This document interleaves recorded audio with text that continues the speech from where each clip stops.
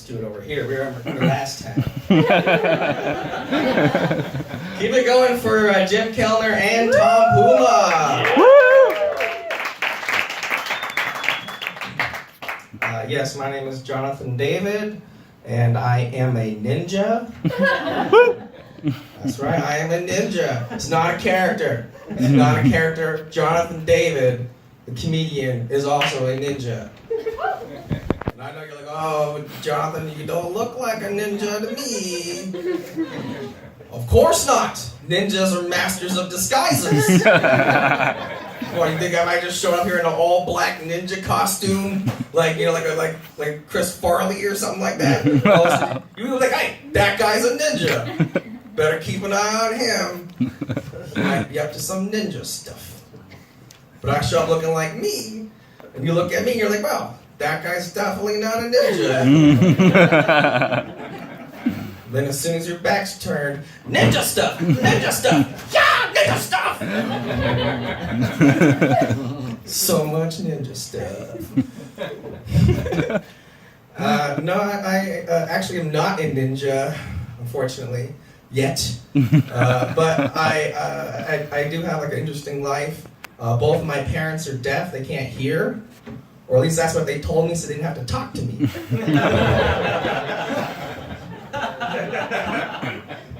I have two deaf parents because that's how many parents you have, and I also have two older brothers, and it's kind of fun having deaf parents and older brothers because whenever my parents were out of the room, my older brothers would start to tickle the shit out of me and go ahead and scream, Jonathan! Your parents can't hear you now!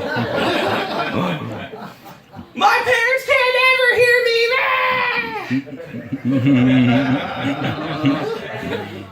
Because they're deaf.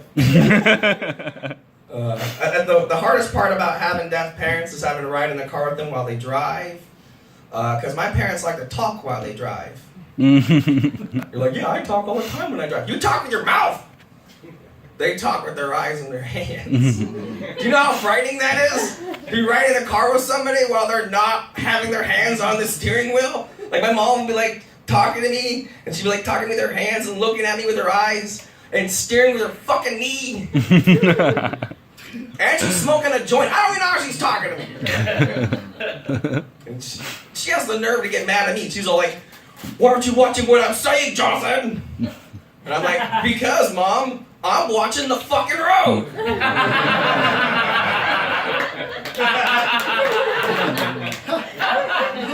If you didn't catch that, this was the sign for fucking. Like this. Yeah, you didn't think you were going to learn anything today, but you did. Yeah. You who stayed for the end got some special stuff. Because now you go up to any deaf person, you want to be like, hey, you, me, let's go. Who else is connecting disabled people, right? Me. It's like that. You would think it'd be like this, like missionary position, but it's like this, like an angry 69, like, eat that pussy!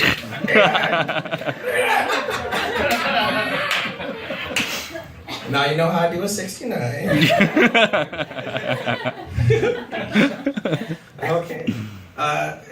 You know what the crazy part about that stuff is? It's all okay, because my mom's deaf, so she can't hear the screams of the children that she runs over. She just keeps on driving. Oh, I got a speed bump. Too many speed bumps around this school.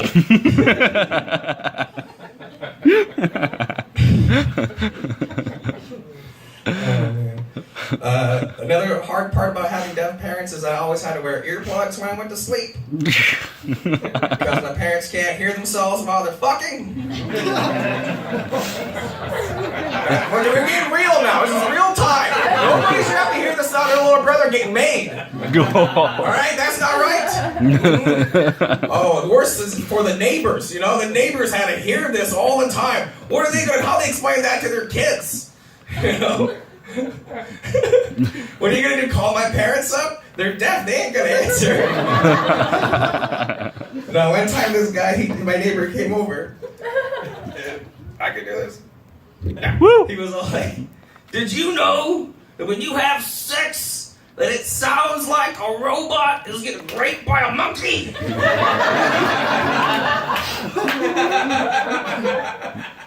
And I went up to my mom and I was like, Mom, what did he say?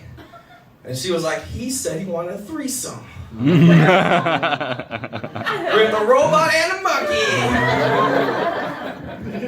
And I believed her too, because my mom's not just deaf, she's also a paranoid schizophrenic. Yes, that is hilarious, that is. Because you know she can't hear the voices in her head, right?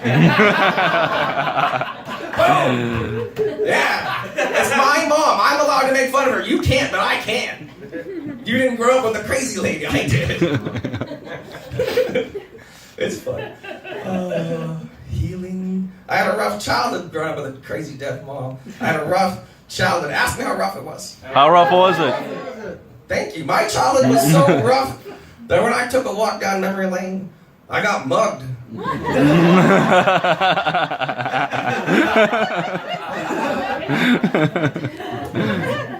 Because like my dad, for instance, he was a different kind of dad. My dad was a lot like those X-ray glasses you bought when you were a kid. Because he didn't work either. Boom! Pop shots on my dad. Pop shots. I love my dad, though. You know, he's a different kind of dad, though. I don't talk to my dad very often because it's uncomfortable and have weird conversations. Like last time I talked to him, he was like, Jonathan, I'm ugly.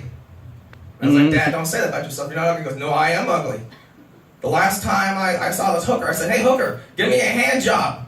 And she's like, I couldn't dare to touch the dick of someone so ugly. My dad was like, neither can I. That's why I want to pay you to do it. And I was like, Dad, that's a disgusting story. Why are you telling me this? He goes, I know. It's fucking bullshit. Your mom's trying to charge me for that. Dad, you don't call my mom a hooker. He's like, son, when they're charging you, they're hookers. Lessons from Dad. This might come as a bit of a surprise, but I used to have a problem with hard drugs. Yeah, me. I know that is surprising. I don't look like a guy who used to do hard drugs. I look like a guy who used to be like really into dragons. I look like a guy who's still really into dragons. Fuck you, dragons are awesome! Hello! Now I did used to have a problem with hard drugs. A lot of people don't believe that because I am a nerd. If you didn't notice yet, for those who are visually impaired, this. And the thing is, people think that nerds don't do drugs. Who the fuck do you think invented all the drugs? Do you know how many nights of not getting laid it took to invent ecstasy? That motherfucker never got laid. I used to have a problem with heroin. No cheers for heroin then, okay. Woo! There's always like one person in the back. I'm like, that's where I'm getting mine next. That guy. There you are. No, I'm kidding. Yeah, I used to have a problem with heroin. I used to go to my graduate school classes high on heroin, and nobody would ever know. Because when you're a nerd and do drugs, people don't think that you're high. They think that you have Asperger's. Coincidentally, I do have Asperger's. No, I don't. But the reason I say that joke is I always like to see who's laughing and be like, yeah, he looks like he has Asperger's. Guy in the back. I haven't shot up heroin in over 4 years. Woo! Yeah, I just smoke it now. It's way cleaner. No, I've been sober off of heroin for a while now. I still smoke weed though. I do. Because I'm not crazy. I gotta smoke it for my asthma.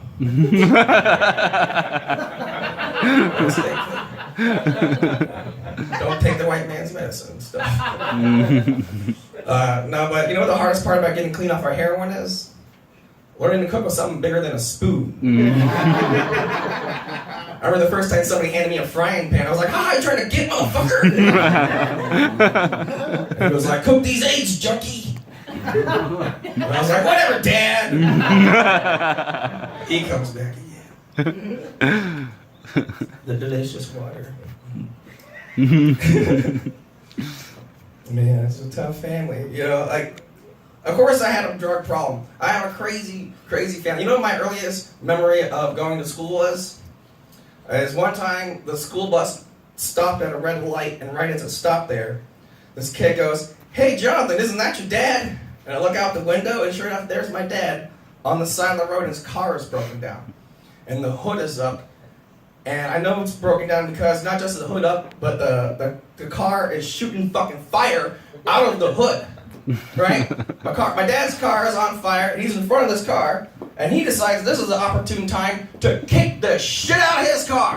So he starts kicking it, and he's yelling out the F word, and remember, he's deaf, so he can't hear how fucking loud he is. So he is really traumatizing these children. And they're all like, whoa, see this fire that's forcing out their attention, and going, fuck! Kicking this car. And did you know if you kick things that are on fire, that you could catch on fire? Because my dad found out that day, and his leg caught on fire, and he was like, well, kicking things isn't working so far, I'm going to keep that strategy. So he started to kick the fire off, and he started fanning the flames, and the fire started going up towards his balls, so he freaked out and dropped trout right there in front of the school bus. Right there. And his old man, tidy whities with the holes in the butt and everything. I turned to that kid and I said, no, that's not my dad. And the bus drove on, and that was the day I learned what shame felt like.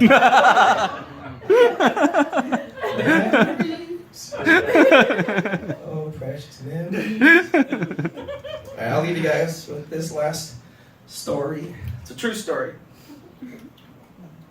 I got into an argument with a friend of mine the other day. We'll call him Bob. And the argument was about whether or not bisexual people exist. I said they do exist because I believe in things that exist. I was like, Bob, why don't you think bisexual people exist? My ex-girlfriend's bisexual. She'd be very offended you said that. He goes, oh, no. Bisexual women definitely exist. That's just hot. And I was like, Bob, why don't you think that bisexual men exist? And he goes, and then I quote, well, you see, Jonathan, when a man knowingly and willingly puts another man's penis into his mouth, that man has now broken the floodgates and he is gay forever. And I was like the fucking dog in the Sandlot, forever. I was like, no, Bob, he's not gay. You're gay for thinking that. He's like, no, I'm not gay. I'm like, yes, you are. You're gay because you think dicks are so fucking amazing. They're so amazing. If you were to ever try one, just one, you just ate that first Pringle. Now you gotta finish the whole can. You just caught yourself a Pokemon. Now you gotta catch them all. Can you Squirtle? Shit. Next time I see you, you're just gonna be eating so many dicks. You're like, oh, I love dicks now. Oh, don't judge me, Jonathan. This is me now. I had one. I was like, dude, if you're only one dick away from being gay, you're already gay. Because it would take way more than one dick to make me gay. Coincidentally, that's what I want on my tombstone. It would take more than one dick to make me gay. I already got it picked out. But he was like, no, Jonathan, if you sucked my dick, you would be gay. And I was like, fine. So I sucked his dick. I sucked it. No, I don't want to see any judgment in your faces. A lot of you have sucked a dick for no reason at all. For nothing.